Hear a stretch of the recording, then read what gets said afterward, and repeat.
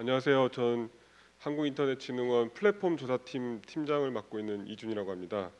어, 이렇게 연초에 그 지프라이버시 때도 그렇고 오늘도 오게 됐는데요. 여러분들 그 얼마 전에 그 서울대 병원도 그렇고 이제 과징금 처분도 받고 했는데 저희 김윤건 기자님께서 좀 개인정보 유출 사고 관련해서랑 어떻게 하면 좋을지 좀 발표 좀 해달라고 해가지고요. 발표 끝나고 또 바로 뭐 토론회까지 참석을 하라고 해서 혹시 그때 질문을 못 하시는 분들 있으시면 나중에 그 행사 끝나고 혹시 저 나갈 때 좀 따로 물어보셔도 제가 답변 드릴 수 있는 것들은 답변 드리도록 하겠습니다. 먼저 그 지금 이제 뉴 노멀이라고 하죠. 새로운 일상이라고 해서 저도 이제 코로나가 좀 끝난 줄 알았는데 요즘 다시 좀 유행하는 거 보면 이게 아직 코로나는 끝나지 않았고 이제 영원히 같이 갈 것 같은 생각이 드는데요. 한 3년 전이죠. 한 3, 4년 전부터 이제 제가 생각했을 때 우리나라 업무 환경상 재택 근무가 과연 잘 정착을 할 수 있을까에 대해서 좀 회의적으로 생각했던 사람 중에 하나였는데 재택 근무도 많이 활성화되고 특히 ICT 기업 쪽에서는 많이 지금도 쭉 진행을 하고 있지만 아무래도 이제 의료 분야 쪽은 좀 제한돼 있는 것 같아요. 뭐 진료라든지 수술, 뭐 검진 이런 것 때문에 꼭 대면을 해야 되는 부분 그런 부분 때문에 아무 재택근무는 아마 조금 어려울 것 같지 않냐라는 생각이 들면서 제가 이제 그 여기서 하나 좀 말씀을 드리면 저희 그 정보보안 쪽 컨셉하고 그리고 그 유출 사고 쪽에서 개인정보보호법에서 그 해킹의 대부분은 취약점을 타고 들어와서 사고가 발생을 하잖아요. 근데 이제 개인정보보호법에서 봤을 때 의료기관들, 뭐 일반 병원이나 개인병원 그리고 이제 큰 제3병원 그 요양기관들에서 제일 많이 그 개인정보보호법 관련해 갖고 해킹과는 조금 무관한, 그러니까 좀 개인정보보호법을 잘 모르는 상황에서 발생하는 또 케이스들이 있습니다. 그 뒤에도 설명은 드리긴 하겠지만 그래서 그 법조항들에 대해서는 조금 여기 계신 분들도 좀 아셨으면 좋겠고 그 사례들이 보면은 개인정보보호법에서는 그 유출 신고하고 침해 신고 두 가지가 있습니다. 사고의 유형이. 근데 침해 신고는 뭐냐면 정보 주체가 내 개인정보 침해 받았다고 해서 저희 진흥원으로 신고할 수 있습니다. 신고 페이지가 따로 있는데 유출 사고 쪽은 해킹이나 뭐 시스템 오류나 담당자 실수로 그 고객이나 직원의 개인정보가 유출됐을 때 그 해당 개인정보 처리자, 해당 기업이나 기관에서 저희 쪽에 그 신고해야 될 의무가 있습니다. 근데 그 신고하고 또 정보주체한테 통지하지 않아서 발생하는 또 과태료 처분을 받고 있는 사례들도 좀 있기 때문에 이번 시간에 뭐 앞에서도 쭉 뭐 관계자분들께서도 많은 사례들을 말씀하셨겠지만 저는 조금 약간 처분이라든지 그리고 앞으로 향후 이제 개인정보보호위원회에서는 이제 공공 쪽도 마찬가지고 의료 분야 쪽도 어떻게 접근하려고 하는지 그런 부분에서 좀 설명을 드리도록 하겠습니다. 일단 먼저 그 작년도의 그 정보보호 동향을 보면은 그 작년부터 아무튼 해킹은 엄청나게 늘었습니다. 그 침해 사고 접수되는 것도 보고 그다음에 저희 쪽에 유출 신고의 신고 유형도 보면은 예전에는 뭐 업무 과실, 뭐 시스템 오류라든지 그다음에 해킹 뭐 이런 것들이 약간 오르락 내리락 하면서 좀 했었는데 작년부터는 거의 뭐 압도적으로 해킹이 제일 많은 것 같습니다. 근데 그 최근에 이제 또 공공 쪽도 공격이 많이 침해 사고 쪽에서 많이 발생을 하고 있다고 하는데 아시다시피 여기 이제 자료에 있는 것처럼 22년도에는 21년도 대비 이제 공격은 38% 증가했고요. 그리고 특히 이제 교육, 공공 서비스 쪽이죠. 정부, 의료 분야 쪽에 좀 집중적으로 많이 늘었습니다. 그리고 대부분은 악성 이메일과 이제 피싱으로 이제 좀 그 비중이 상당히 높은데요. 이게 여기서 이제 개인정보보호법 차원에서 좀 말씀을 드리면 여기 계신 분들이 아마 그 정보보호 담당 쪽이시거나 아니면 이제 개인정보 취급자, 그러니까는 업무를 보시면서 환자 정보라든지 이런 것들을 다루는 분들을 그 해당 시스템을 만질 수 있는 분들은 다 취급자로 보거든요. 그러니까 이분들 이분들이 괜히 그 업무망에 요즘 이제 큰 뭐 제3병원이나 좀 규모 있는 일반 병원에서는 아마 망분리해서 쓰시긴 하겠지만 대부분 아마 그렇게 규모 있는 제3병원 아닌 이상은 거의 망분리는 안 돼 있을 거라고 보여지고 그 업무용 PC에다가 많이들 까는데요. 뭐 카카오톡이나 아니면 뭐 이제 FTP 서비스나 이런 것들 많이 까는 프로그램 많이 까는데 그것 때문에 감염이 많이 됐지만 그러니까 요즘에는 많이 없어졌어요. 그게 왜냐하면 다 이제 그 스마트폰으로 요즘 많은 모든 게 되다 보니까 굳이 내가 이제 회사 그러니까 병원에 있는 PC에다가 내가 원하는 내가 자주 쓰는 서비스를 굳이 사용하지 않아도 이제 핸드폰으로 웬만큼 되다 보니까 그래서 이제 업무용 메일로 주고받는 부분에서 이제 이런 이제 해킹 사고가 좀 발생을 하고 있습니다. 그리고 이제 의료 분야 쪽에서 가장 많이 조금 경험이 많으시기도 하겠고 뭐 좀 특수 분야인 거라고 생각을 하는데 랜섬웨어 공격이 의료 분야 쪽에 상당히 많습니다. 저도 그 검찰에서 이제 그 조사관으로 근무할 때도 그렇고, 그러니까 사례를 하나 들면은 이제 요즘 이제 속된 말 용팔이라고 그러죠. 지금 많이 없어졌지만, 그러니까 이제 코로나 때문에 장사가 안 되니까 이 친구들이 이제 컴퓨터 수리도 하고 이 사업자분들이 다양한 서비스들을 하더라고요.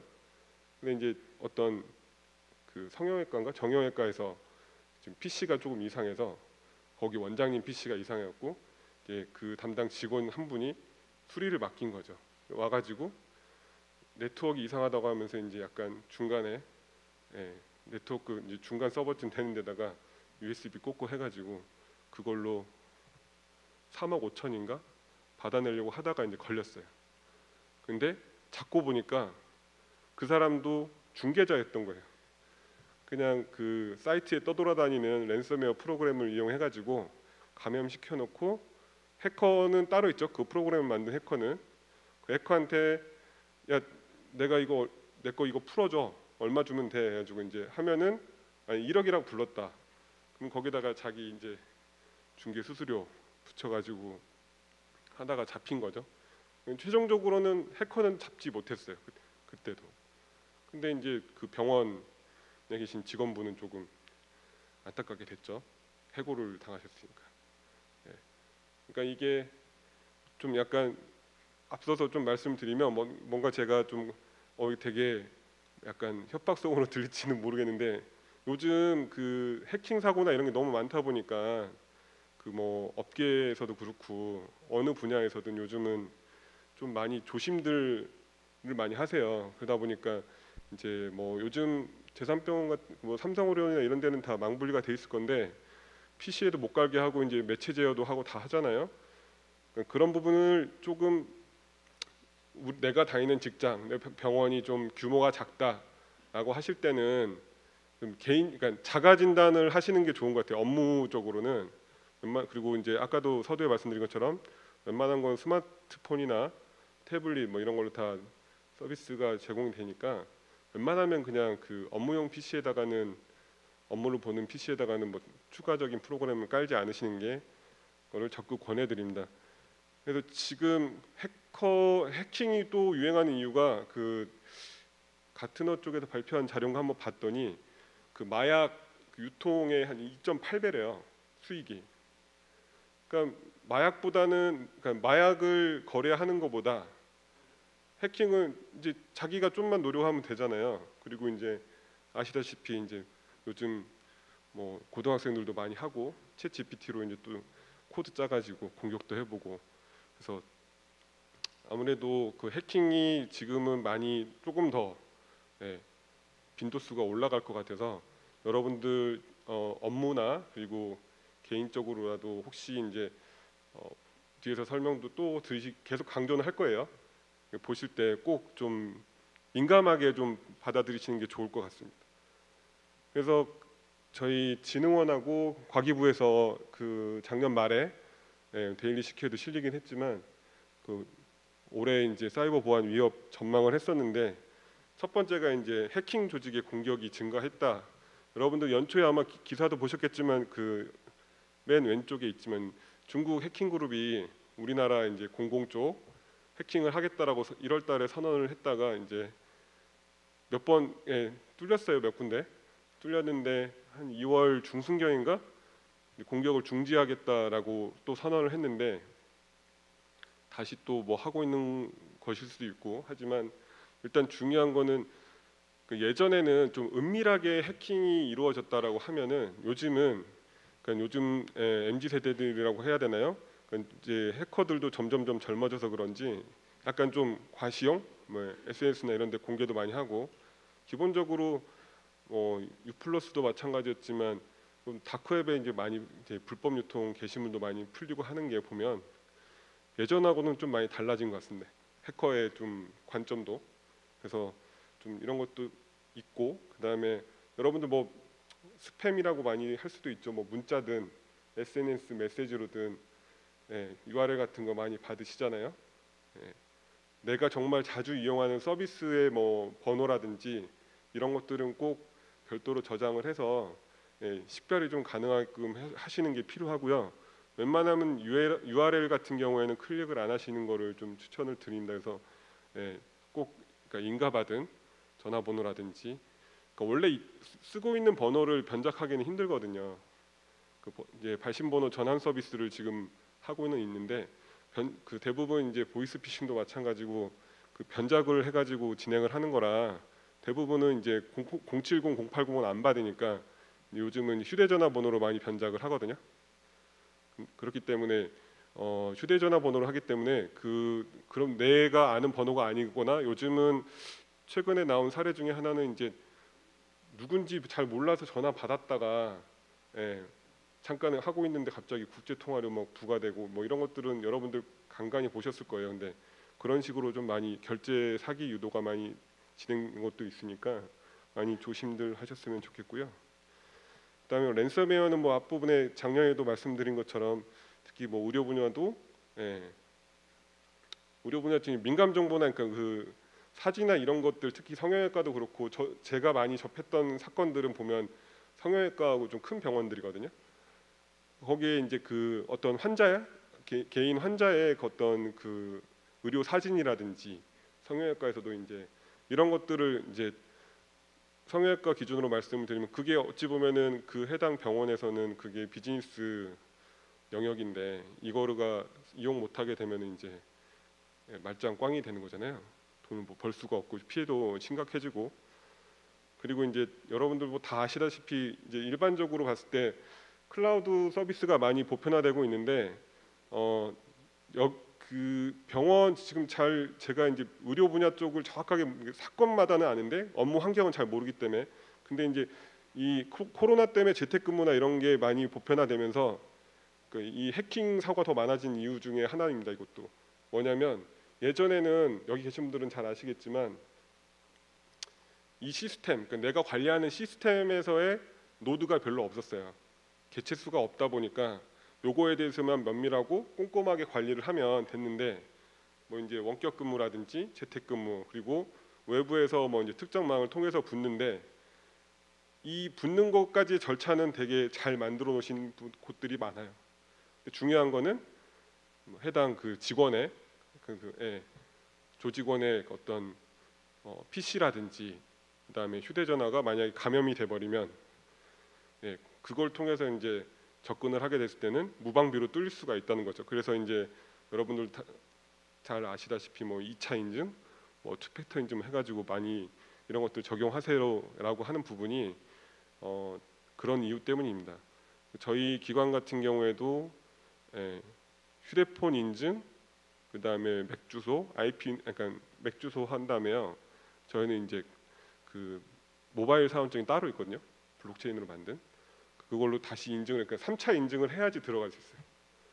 그러니까 예전에는 뭐 여러분들 이제 좀 연세 있으신 분들은 해보셨겠지만 이제 예전에는 대리 결제가 됐었는데 저희 기관에서도 전화해서 조금 급하게 부탁하거나 하면 됐는데 지금은 무슨 짓을 해도 안 돼요.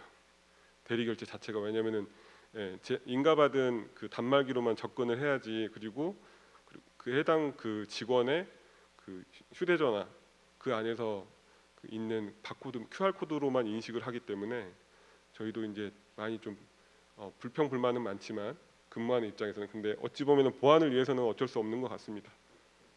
그리고 또 병원 쪽에서도 많이 나는 사고긴 한데요. 그 소프트웨어 공급망 쪽에서 일어난 사고입니다. 이게 무슨 말인지 잘 아시는 분도 있고 모르시는 분도 있고 할 텐데, 예전에는 왜 여러분들 그 오피스나 한글, 뭐 윈도우 같은 거 살 때 보면 뭐 DVD나 USB로 줬잖아요.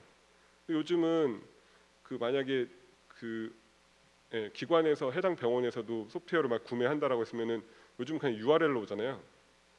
예, 그 URL을 변조시키는 거예요. 예.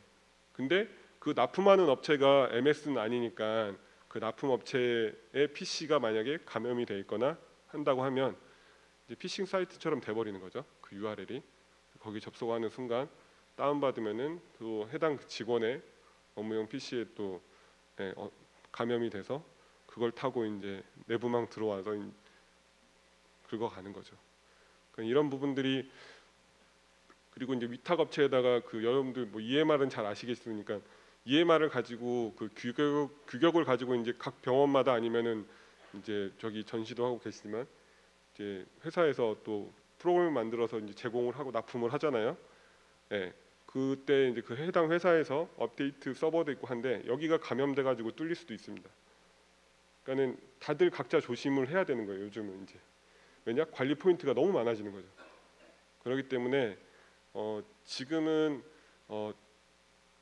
예전과는 달리 제일 중요한 거는 관리 포인트가 너무 많아졌다. 그래서 뭐 여러분들 제가 여기서는 제대로 설명은 안 드리겠지만 이제 요즘 그래서 한 몇 년 전에 선언이 되고 논의는 됐지만 요즘에 제일 많이 관심을 받는 게 이제 제로 트러스트 관점에서 보안을 설계해야 된다라는 말이 요즘 부각돼서 지금 이제 정부에서도 과기부에서도 많이 논의를 하고 있고 개인정보보호위원회나 저희 진흥원에서도 지금 같이 이제 연구반 작업 돌리고 하는데요. 여러분들께서도 뭐 제로 트러스트까지는 아니더라도 아무튼 예전보다는 조금 더 꼼꼼하고 면밀하게 관리를 하셔야 된다, 점검도 하셔야 되고 그런 포인트에서 좀 강조를 드리는 겁니다. 그래서 주요 위반 사례인데요. 그 아주대병원 여기 뭐 계실지 모르겠지만 아무튼 그냥 이거 여기에 제가 기명을 한 거는 공표가 된 거예요. 개인정보보호위원회 홈페이지에 처분으로 공표가 된 부분입니다.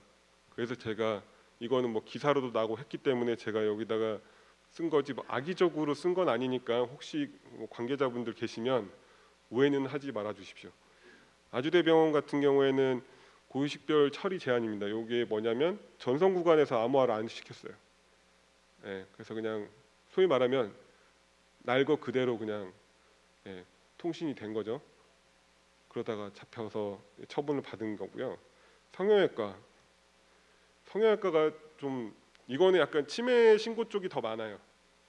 그러니까 일반 개인 병원이나 일반 병원 쪽은 이게 뭐냐면 성형외과 쪽에 보니까 그 회복실 아세요? 저도 안 가봐서 모르지만 아무튼 뭐 수술실도 있지만 회복실도 있대요. 근데 의료 분야 쪽에서 제가 그냥 그 동안에 이 업무를 제외하고는 수술실 안에 CCTV를 설치하냐 마냐 가지고 이제 되게 뭐 시민단체라든지 의료계 쪽에서도 많은 이슈가 있었던 거는 저도 조금 알고 있었는데 이제 그거와는 달리 이 성형외과나 일반 좀 개인 병원에서 가장 많이 분쟁이 생기는 것 중에 하나가 사인 간으로 해서 분쟁이 생기는 게 그 진료실하고 그다음에 회복실 뭐 이런 데다가 저기 CCTV를 설치해 가지고 그것 때문에 분쟁이 나는 경우가 되게 많습니다.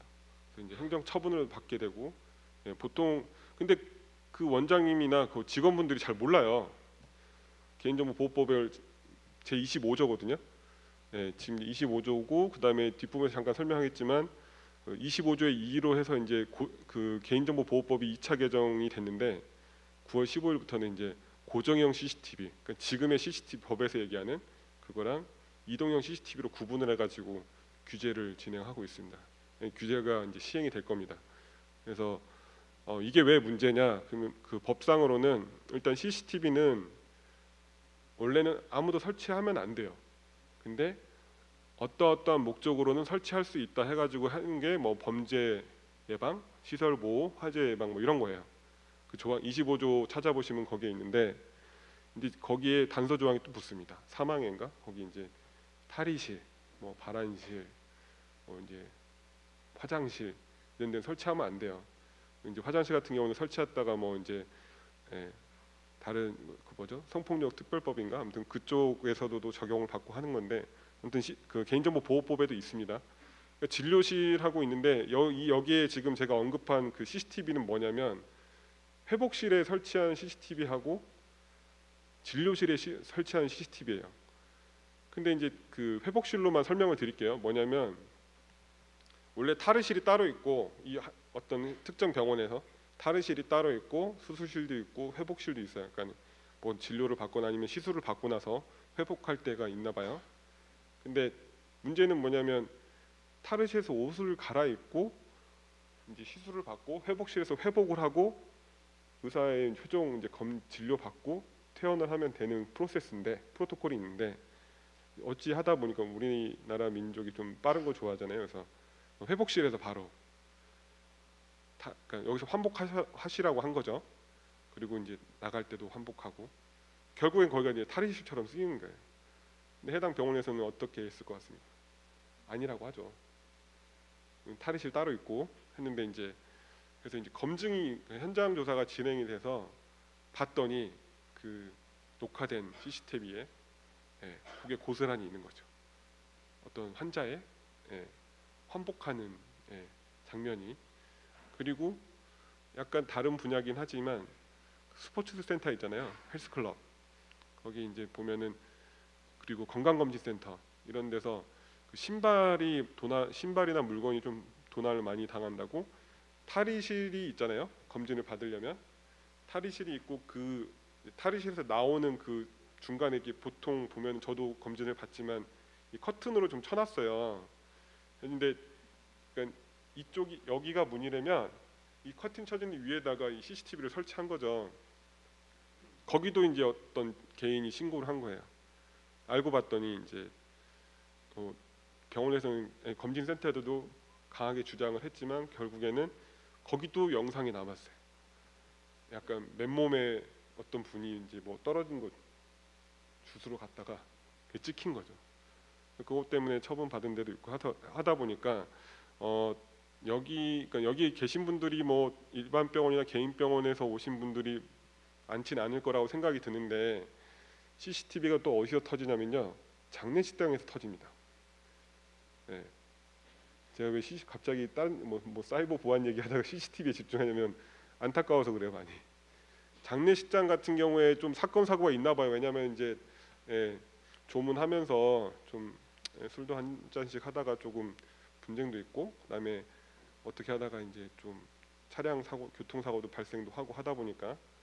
근데 이제 장례식장도 대부분 제가 알기로는 뭐 제3병원의 장례식장이 별도 법인인지 아닌지는 모르겠지만 보통 사람들이 뭐 아산병원 장례식장 하면 아산병원에서 운영하는 걸로 저는 그렇게 생각하거든요. 근데 거기서도 좀 분쟁이 났어요. 둘이 치고 패고 싸웠어요. 폭행 사건이 있었는데 그 이제 피해자라고 되는 분이 영상 정보 내놓으라고 했는데 안 준 거예요. 또 35조 개인정보보호법 35조입니다. 그냥 그 의료법이나 이런 것들은 좀 아시는 분인데 이제 이 열람 요청 개인정보보호법에 따른 개인정보 열람 요청에 대해서 경찰 올 때까지 못 준다 해버린 거예요. 그러다가 이제 열람 청구를 했을 때 10일 이내에 제공을 해주던가 아니면 그 법적으로 근거를 대야 되거든요. 사유. 근데 못 됐죠. 그래서 그 그 장례식장 같은 경우에는 과태료 처분을 또 받고 결국에는 줬습니다. 경찰에다가 요청해가지고 또 경찰에서 자료 보존 요청해가지고 받긴 했는데 이게 제가 이런 사례를 말씀드린 게 뭐냐면 병원도 아마 마찬가지일 것 같아요. 그 수납 창구나 진료실 앞에서 대기하거나 이럴 때 각 비일비재한 건 아니겠지만 어떤 그런 사건 사고가 발생할 수 있잖아요. 그때 이제 그러니까 환자죠. 병원에 내방한 환자 입장에서는 그 사람도 개인이니까 그 사람이 요청하는 거는 법을 알고 덤비는 거예요, 여러분들. 개인정보보호법에 대해서도 좀 어느 정도 알고, 요즘은 또 많이들 아세요. 개인정보보호법에 대해서. 그래서 청구를 한 부분에 대해서는 좀 한 분쯤은 개인정보보호법을 봐주셨으면 하는데, 이제 의료 분야, 이제 원래 개인정보가 중요한 분야가 아니었잖아요. 원래는 이제 의료 서비스를 뭐 좋게 더 한다든지 뭐 이런 것 때문에 약간 제가 봐도 좀 현실적으로는 이해가 됩니다. 근데 다만 여기 참석하신 분들은 그래도 관계자분들이시니까 좀 가서 혹시 내부적으로 전달 교육이나 이런 거 하실 때는 좀 일단 강조하고 싶은 거는 25조하고 35조는 꼭 봐라. 예. 그래서 진짜 다 안 주시면 나중에 막 처분받고 하면은 결국에 이게 어떻게 되는지 아세요? 지금 개인정보보호법이 2012년도부터 시행을 했습니다. 그리고 올해 이제 9월 15일 날 2차법 개정된 게 시행이 또 되는데, 그 동안에는 이제 행안부에서 소관을 관리를 했었어요. 소관부처 행안부였다가 이제 여러분 다 아시다시피 3년 전에 개인정보보호위원회로 데이터 3법이 통합되면서 진행을 해와가 개인정보보호위원회 하는데, 공공 쪽에 대한 처분은 솔직히 거의 없었습니다. 통합되기 이전에는. 근데 이제 한 10년 10년여 년 그동안에 어찌 보면 계도 기간을 준 거고, 그다음에 여러분들 잘 아시다시피 신당역 살인 사건이나 이제 엠번방 수원시 쪽에서, 그리고 이제 흥신소 쪽에 작업하신 거 다 아시죠? 그 신당역은 여러분들 최근 사건이니까는 좀 아실 것 같은데 간단하게 설명을 드리면, 서울교통공사 직원이었죠. 근데 직원이었는데 어떤 불미스러운 일로 직위 해제를 당합니다. 근데 그 사람이 자기 친구가 일하는 역사 사무실에 가갖고, 친구야 나 잠깐 내부망 좀 쓰자 해갖고 자기 걸로 로그인을 해요. 근데 직위 해제가 됐는데 그 사람이 약간 인사 쪽 관련된 업무를 했었나 봐요. 그래갖고 근데 거기에서 이제 그 직원, 그 이제 피해자분, 돌아가신 피해자분 스케줄을 보게 확인할 수 있었던 거죠. 그리고 나서 이제 그 사건이 발생을 한 겁니다. 그럼 뭐냐면, 개인정보보호법으로 말씀을 드리면 인사 이동에 따라서 이게 변경이, 그 접근 권한을 말소시키거나 변경을 해야 되는데 그때까지 변경이 안 된 거예요. 그러다 보니까 그런 사고가 난 거고, 엠번방 같은 경우는 고의 이제 개인정보보호법으로 얘기하면 금지행위 59조에 해당됩니다. 그러니까 개인의 일탈이죠. 자기 돈 좀 벌려고 조회해서 사회공무원이 개인정보 조회해가지고 조조한테 다 주고 그런 피해가 이제 발생을 한 건데, 그런 것들을 보면서 이제 좀 말씀드리면, 그 직원, 이제 그 사람들은 그 그러니까 형사벌에 해당되는 부분을 저질렀기 때문에 이제 구속되고 되고 했는데, 이제 만약 이제 과태료 부분, 행정처분에 대해서 만약에 내가 속해 있는 조직이 처분을 받았어요. 근데 그거가 정말 어쩔 수 없는 건지 아닌지는 내부적으로 이제 뭐 감사를 하든 뭘 하겠죠. 처분이 나간 다음에 이게 도저히 뭐 우리는 받아들일 수 없다 하면 이제 행정소송 가는 거겠지만, 그게 아니고 뭐 과태료 3천 받았다, 1억 받았다 하면은 하겠죠. 뭐 서울대 같은 경우도 이번에 과징금도 받았으니까 내부적으로 어떻게 할지는 모르겠는데, 아무튼 그거에 대한 피해가 만약에 그 담당자가 실수만 안 했으면 이런 일은 벌어지지 않았을 거야라고 판단이 되면은 그 사람한테 아마 제 그동안 한 10년여간의 경험으로 놓고 보면 구상권 청구합니다. 그냥 어떤 그런 기관이나 기업에서. 왜? 이게 이제 뭐 시범 케이스라고 할 수도 있고, 그 동안에는 좀 했는데 요즘은 이제 뭐 그 서울대병원이랑 기사 같이 난 거 보면 국토부도 났어요. 과징금도 처분받고. 다 그 이유가 이제 공공 쪽이 가장 중요하다고 생각하는 분야고 하다 보니까는. 그런데 아무튼 이제 그 취급자 직원이시죠. 그 예전에는 조직에서 그냥 처분 받고 좀 끝나는 분위기였다면, 요즘은 점점 더 이제 그 책임에 대해서 명확하게 추적을 많이 하려고 하더라고요. 이제 요즘 분위기 자체가. 그래서 여기 계시는 분들도 이 업무를 하지 마시라는 게 아니고요. 어차피 하시고 계시니까 조금 더 꼼꼼하게 잘 챙기셨으면 하는 차원에서 말씀을 드린 거고요. 순천제일병원 같은 경우에는 그 이제 열람청구 아까 35조 그거랑 연관이 돼 있습니다. 그리고 성형외과 부분에서 하고, 마케팅 부분은 뭐냐면 아마 저기 제3병원은 아닐 것 같은데 일반 병원이나 저기 특히 성형외과 그리고 이제 조금 정형외과 쪽에 시술 아니 비타민 주사나 뭐 이런 거 많이 놔주는데 보면은 마케팅 차원에서 문자를 많이 보내는데 포괄동이라고 하죠 보통. 예, 그냥 개인정보 수집한다고 하면서 전체로 동의받는 데가 있어요 가끔. 그러니까 원래 그 병원에서는 동의 안 받아도 돼요. 주민번호나 이런 거 수집을 할 때 동의를 안 받아도 돼요. 근데 가끔 어떤 병원들 보면은 그 그냥 이거 수집합니다 하고 동의 받는 게 있고, 요즘은 좀 있어요. 뭐 때문에 그 저기 키오스크로 이제 진료 대기하는 것 때문에 이제 수집 동의 받고 하는데, 그 거기에 조금 개인정보보호법 15조에서 요구하는 사안들은 좀 체크해 보시기를 바랍니다. 왜냐하면 그거 가지고 이제 개인이 또 신고하거든요. 그러니까 괜히 좀 사소한 거 가지고 그거 이제 이거는 우리 본업이 아니야라고 해서 좀 놓치시다가 뭐 이렇게 조사받고 이러시면은 좀 기분이 이렇게 썩 좋은 건 아니시잖아요. 그래서 그런 부분 때문에 좀 조심을 하시고 하셨으면 하고요. 그다음에 뭐 그 의료 분야에 뭐 성형이든 뭐 정형이든 외과든 내과든 다 떠나서 1년에 꼭 몇 번씩은 꼭 터지는 게 이제 파기입니다. 파기.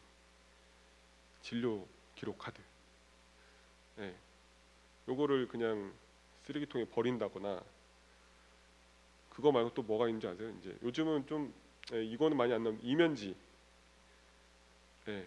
상담받고 이러고 이제 가는데 그냥 이거 좀 주세요라고 줬는데 알고 봤더니 뒤에 이제 다른 사람의 진료 기록 카드 뒷면에다가 이렇게 뭐 이렇게 메모하게끔 해주고, 그러니까 재활용 차원에서는 좋은데 그게 또 다시 잘못하면 해당 병원으로 이제 조사 받게 할 수 있는 그런 경우가 발생할 수 있기 때문에, 아무튼 개인정보보호법에서는 이제 파기 쪽인데요. 진료 기록 카드 관련해서 제일 많이 나옵니다. 파기 쪽은. 파기를 제대로 안 했냐, 그리고 그것 때문에 아까 제가 좀 전에 말씀드렸던 뭐 상담을 한다든지 아니면 그 이면지를 활용하다가 이제 개인정보 유출로 가는 거예요. 그러니까 나는 그냥 비용 좀 아껴보려고 이렇게 한 건데 결국에는 이제 개인정보 유출 사고로 가버리면 그건 또 이제 과태료 처분받고 하다 보면 별로 안 좋은 거니까, 그런 것들에 대해서 조금 유념을 하셨으면 좋겠습니다. 그래서 제가 서두에도 말씀드린 것처럼 그러니까 정보 보안 쪽으로 여러분들이 저보다 더 많이 아실 수도 있어요. 근데 저도 이제 정보 보안도 같이 하긴 하지만 개인정보보호법 쪽으로 많이 좀 조사도 하고 처분이 어떻게 나가는지를 좀 보다 보니까, 의료 분야 쪽에서 여기에 지금 명시된 거 제가 좀 추려낸 거거든요. 그러니까 개인정보보호법에 대해서 다 아실 필요는 없다라고도 생각이 들지만, 좀 이게 지난 한 5, 6년 동안 자주 발생하는 거예요. 의료 분야 쪽에서. 그러니까 다시 정리하면 이제 고위식별 정보는 왜 진료 기록 카드가 위험한지 아시겠어요? 왜냐하면 거기 주민번호나 이런 게 써 있잖아요. 그게 유출이 되면은 과징금의 대상이 될 수 있습니다. 이제 법이 개정돼서 처리자도. 그러면은 수익 매출액 기준으로, 전체 매출액 기준으로 하니까 어떻게 될지 모르겠는데, 이제 만약 매출이 안 나는 의료기관 같은 경우에는 정액죄로 때리거든요. 5억 이렇게. 그런 것. 그러니까 의료 분야가 저는 특수하다고 생각하는 게 민감 정보도 다르죠. 그리고 개인 정보도 다르죠.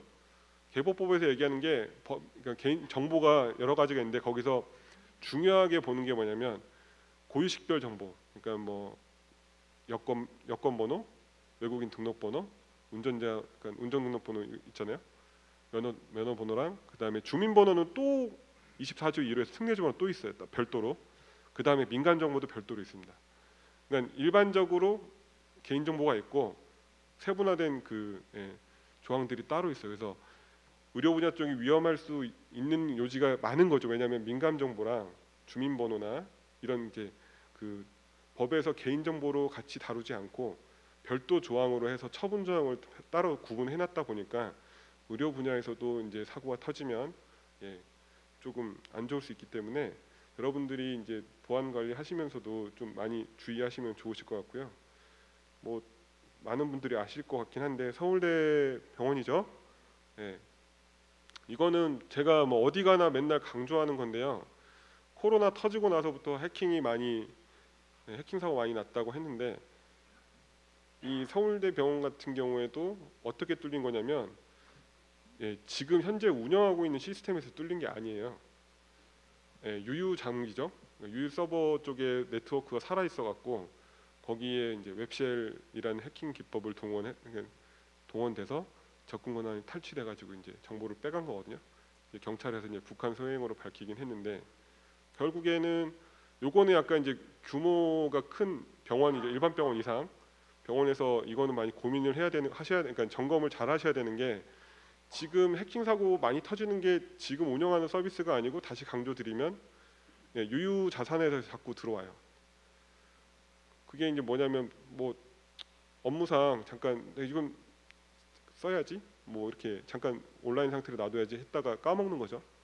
그런 것도 있기 때문에 여기 오늘 이 시간을 이후로는 꼭 이제 유유 장비에 대해서도 한번 네트워크 상태 한번 점검하시고요. 필요 없다라고 생각하시면 과감하게 랜선 뽑아버리세요. 그냥 오프라인으로 만드는 게 여러분들은 좋습니다. 사업부서나 좀 규모 큰 데서는 뭐 저기 사업부서 이런 데서 많이 하겠지만 컴플레인도 하겠지만 그걸로 괜히 개인정보 업무 하시면서 그거보다 다른 걸로 크게 사고 당하시는 거면 그게 훨씬 나을 것 같고요. 그 다음에 안전성 확보 조치는 아주대병원이랑 비슷한 케이스고요. 그 다음에 유출 통지 여기 이제 담당자분이 이걸 몰랐으니까 나중에 이제 급하게 알게 됐는데 거기서 이제 내부 검토한다고 하면서 이제 차일피일 미뤄진 거예요. 그래서 그래가지고 유출 신고도 늦게 하고 통지도 늦게 했습니다. 그래서 정보 주체들한테 그리고 거긴 또 직원 정보도 다 털렸어요. 가지고 결국에는 뭐 북한의 소행이니까 나쁜 거긴 한데 결국엔 이것도 막을 수 있는 사고였다. 그러니까 장비 시스템적인 부분에 대해서 뭐 점검만 잘 했으면 아니면 오프라인 상태로만 놔뒀어도 됐을 수 있었는데 여러분들이 잘 생각해 보시면 간단한 거잖아요. 지금 운영하는 시스템은 취약점 계속 업데이트하고 잘 돌려요. 점검도 하고. 근데 그냥 잊혀진 장비에 대해서는 얘는 취약점 업데이트를 얘도 해야 되는데 살려줄 거면 얘는 이제 관리 대상이 아니라고 잊혀져 버리니까 그냥 고스트가 돼서 이쪽을 통해서 자꾸 시도가 되는 거죠. 그런 부분에서는 많이 좀 주의를 해주셨으면 하고요. 이번에 돌아가셔가지고는 꼭 좀 한번 점검을 일제 점검식으로라도 한번 해보시기를 추천드립니다. 아까도 말씀드렸다시피 이제 위원회에서도 어떤 분야건 조금 이제는 이렇게 봐주기 뭐 이런 건 없다는 식으로 좀 강력하게 처분을 하려고 하기 때문에요. 그렇기 때문에 여러분들도 돌아가셔서 한번 했으면 좋겠고 그 다음에 또 말씀드린 것처럼 9월 15일부터 2차 법이 개정돼 시행이 되는데 조금 바뀌는 사안들이 조금씩 있습니다. 그것들을 가지고 뭐 전반적으로 바뀌는 건 아닌데 의료 분야 쪽도 좀 그런 걸 감안하셔가지고 약간의 프로토콜을 좀 변경을 하셔야 될 수도 있어요. 그래서 이제 그런 부분들은 그 내부적으로 어떻게 프로토콜이 되어 있는지를 제가 모르기 때문에 여기서 말씀드리긴 좀 그런 것 같고요. 한번 그 개정안을 보면서 좀 점검을 하셨으면 좋겠고 일단 크게 하나 말씀드릴 수 있는 거는 이제 아실 분도 아시겠지만 여러분들이 일하시는 의료 분야 쪽은 대부분 이제 개인정보 보호법에서는 개인정보 처리자에 해당돼서 유출 사고가 발생을 하면은 1000건 이상 발생했을 때 그 5일 이내 유출 신고를 하도록 되어 있고요. 그다음에 5일 이내 저희 정보 주체한테 통지를 하도록 되어 있었습니다. 근데 9월 15일 이후로는 1000건은 그대로인데 정보통신 서비스 제공자도 다 이제 통합이 돼요. 처리자로. 근데 유출 신고일이 이제 유럽 GDPR에 맞춰 가지고 72시간으로 바뀝니다. 준 거죠. 정보통신 서비스 제공자는 24시간이었다가 72시간이 느니까 좀 여유가 생긴다면 그러니까 여러분의 조직이 처리자이시기 때문에 처리자 관점에서는 이틀이 주는 거예요. 근데 여러분들한테 하나 또 당부드리고 싶은 거는 일이 아니고 시간으로 명시를 해놨거든요. 그렇기 때문에 시간도 잘 체크하셔야 된다. 그 안에 신고를 안 하시면 또 괜히 신고 의무 위반으로 해가지고 지연으로 해서 처분을 받는 건 없으셨으면 합니다. 그다음에 코로나 때문에 또 생긴 원격 근무나 재택근무하고 마찬가지로 의료 분야에서는 비대면 진료 플랫폼도 나왔죠. 저도 이것 때문에 좀 고생을 많이 했는데 뭐 보건복지부에서도 뭐 코로나 특례 조항식으로 해서 조금 가이드도 주고 한시적으로 예외 허용을 해가지고 현재까지는 아마 살아 있는 걸로 알고 있습니다. 이쪽에서도 안전성 확보 조치랑 포괄동의 그다음에 처리 방침이 잘 공지가 안 돼 있어요. 지금 제가 알기로는 비대면 진료 플랫폼 하는 사업자분들이 지금 수익이 거의 없습니다. 없는 걸로 제가 알고 있어요. 근데 뭘로 나냐면 물건 파는 걸로 내거든요. 뭐 이렇게 이제 이 서비스 해주면서 거기에 광고로나 노출하고 뭐 이런 식으로 진행을 하는 건데, 아무튼 저희 개인정보보호법으로 해서 정리를 좀 해드리면, 민감 정보나 고유식별 정보를 다루기 때문에 좀 그 특례 조항에 조심을 하셔야 되고, 그다음에 제일 많이 모르면서 당하는 게 CCTV하고 열람입니다. 열람. 그다음에 파기. 요 세 가지 항목에 대해서는 뭐 그냥 돌아가셔도 되긴 하지만 꼭 돌아가셔서 한번 체크는 해보세요. 그리고 없으면은, 그리고 파기 같은 경우도 쓰레기통에 버려서 하적장 갔다가 그 병원들 신고 제일 많이 들어오는 게 저거예요. 지나가는데 주차장 지나가다 보면은 이제 어떤 건물들 쓰레기 하적장이 저 지하 뭐 3, 4층 뭐 이런 데 있잖아요. 지나가다가 딱 봤는데 이제 병원 뭐 거기일 수도 있고 아니면 그냥 지나가다가 정의로우신 분일 수도 있는데 봤더니 진료기록 카드가 이만큼씩 있어요. 그거 보고 그냥 사진 찍어서 신고하면은 공익제보로 해가지고 신고되면 거기 병원은 이제 확인해 보면은 뭐 그 사람들이 뭐 대수롭지 생각 안 한 게 잘못이다라고 저도 말씀드리고 싶진 않고, 뭐 바쁘기도 하고 이제 이거 보관 기간 끝났으니까 빨리 파쇄해야지, 파쇄해 주세요라고 했는데 청소부께서 파쇄 안 해줬다고 그냥 그것 때문에 잡히신 분도 있고 하는데, 아무튼 그런 것들은 좀 주의하셨으면 좋겠습니다. 그리고 이제 개인정보보호법에 따른 업무 변화는 조금 나중에 보셔도 될 것 같고요. 일단 이제 해킹 사고가 많다고 해서 저희 쪽에서 저희 키사에서 14년부터 이 시타스라는 걸 운영을 했습니다. 폐쇄적으로. 근데 작년부터 이제 개방형으로 바꿨거든요. 그래서 지금 뭐 아산병원, 삼성의료원이랑 이제 좀 한 19개 의료기관들도 좀 들어와 있는데, 그분들께서도 그러니까 여기 계신 분들 그 돌아가서 조직에서도 이런 정보들을 좀 공유받고 싶으시다 하시면은 여기 해당 사이트 가셔서 홈페이지 가셔서 가입하시면 서비스를 제공받을 수 있으니까요. 좀 해주시고, 그러니까 해주시면 감사하겠습니다. 그리고 꼭 말씀드리고 싶은 거는, 여러분들이 제가 의료 분야 쪽을 많이 접한 거는 치매 사고 쪽이 더 많습니다. 유출 사고는 이제 기획 점검식으로 많이 진행을 했는데, 아까도 뭐 다 강조해 드릴 건 강조해 드렸지만, 일단 여러분들이 돌아가셔가지고 지금 고시도 지금 개인정보보호위원회 입법 예고돼 있어요. 시행령으로 어떻게 할 건지 그 내용이 다 시행령도 입법 예고돼 있고 한데, 거기서 꼭 그렇게 된다는 보장은 없지만 여러분들이 좀 그 고시 관련된 안전성 확보 조치 관련된 부분도 좀 꼭 체크를 하셨으면 좋겠고요. 2차 그러니까 9월 15일 이후에 만약에 사건이나 사고가 발생을 하면 좀 그때는 좀 처분이 더 세지니까, 그 전에 올해는 여러분들 귀찮고 힘드시더라도 바쁘시더라도 9월 15일 전에 새롭게 바뀌는 법 개정 내용에 따라서 조금 내부 관리 계획이라든지 내부 정책들은 좀 잘 개선을 하셨으면 합니다. 궁금하신 사항 있으시면은 제가 이따가 또 그러니까 질문으로 받기로 하겠고요. 오늘은 이제 여기서 마치겠습니다. 감사합니다.